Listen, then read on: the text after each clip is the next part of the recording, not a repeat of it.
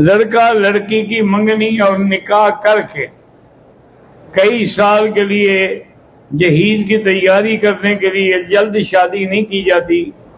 तो इस सूरत में अगर दोनों मिलें और जिमा भी कर लें और हमल भी ठहर जाए, अगर निकाह हो गया था तो फिर तो कोई बात नहीं, बिल्कुल बच्चा जायज़ है।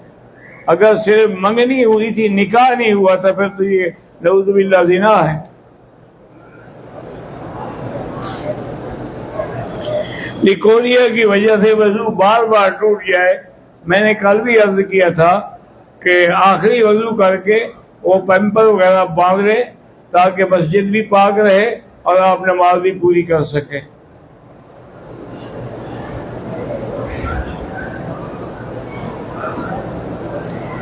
अगर एहराम की हालत में साबुन से हाथ धो लिए, दम